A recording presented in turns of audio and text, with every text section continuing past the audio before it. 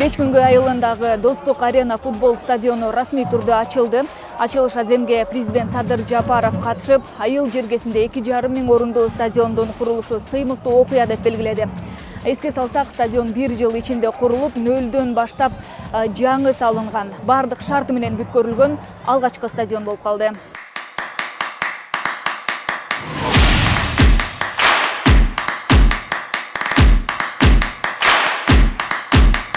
Аламүдүн районунун тоо таянган айылдарындагы мындай жалындуу жаштардын демине дем кошуп, эл арасында спортко, футболго шыктуу балдарды алып чыгып колдоо керек экен деп, өткөн жылдын март айынан тарта жаңы стадиондун курулушуна өзүм көз салып турдум. Өлкөбүздүн булуң бурчундагы 17 стадионду калыбына келтирүү иштери башталып, жалпысы 5 миллиард 400 миллион сомдон ашуун акча каражат жумшалды.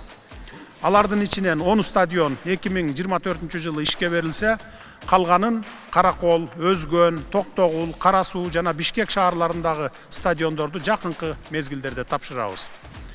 2025 жылы дагы 15 стадиондо куруу, калыбына келтирүү иштери башталып, анын ичинде облустук борборлор болуп эсептелген Баткен, Нарын, Талас жана Токмок шаарларындагы ири стадиондор салынат.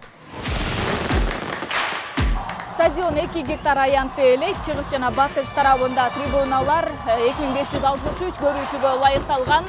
Табигый көк майсаңдуу, толук өлчөмдөгү футбол талаасы, ошондой эле жасталма чөптүү футбол талаасы, сыйлуу коноктор үчүн, баяндамачылар үчүн бөлмө, мелдештерди өткөрүү үчүн функционалдык, административдик бөлмөлөр, алты кийинип чечинүүчү бөлмө жана коммерциялык ижарага бериле турган бөлмөлөр каралган.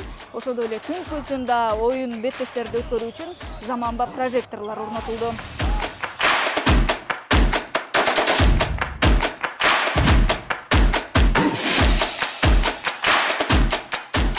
Ачылыш Аземди Улай Кыргыз Республикасынын премьер-лигасынын 7-туру алкагында атамекендик Алыга менен Талант футболдук клубтарынын кызыктуу беттеши орун алуудан жаңы футбол талаасындагы алгачкы оюнду жалпы күйөрмандар да өзгөчө колдоого алып жатышат.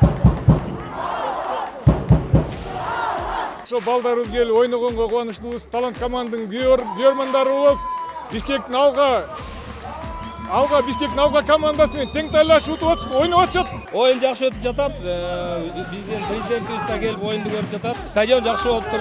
2600 киши батырыш бул жакшы эле биздин айылга. Спортко үгүттөп атат да, мына условия создавать этип берипчи. Жаш балдар туура багытка чыгып атат да.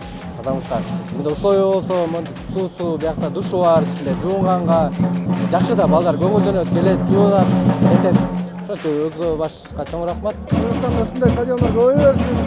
Кыргызстан футболу өнүгө берсин. Ошо алга Кыргызстан. Болгондо дагы бардык заманбап талаптарга жооп бере турган стадион болуп, жатаканасы да бар, тамактанчу жерлери бар, фитнес менен машыкканга да шарттар түзүлгөн. Биз кандайдыр бир деңгээлдеги эл аралык оюндарды кабыл алганга да даярбыз бул стадиондо. Футболдун өнүгүүсүнүн бирден бир себепкери болгон бул инфраструктура жок болчу. Азыркы мезгилде ошол инфраструктурага мамлекеттик аябай саясат деп коелу, же болбосо биздин ошол башчыларыбыздын көңүлүнүн аркасында көптөн көп инфраструктуралык өзгөрүүлөр болуп жатат. Кийинки жылдын эсебинен 20 объекттин башталып, аякталышы күтүлүп жатат. Ошол футбол жаатында ошол объекттер бүткөндөн кийин мен ойлойм, футбол дагы бир жаңы деңгээлге чыгат.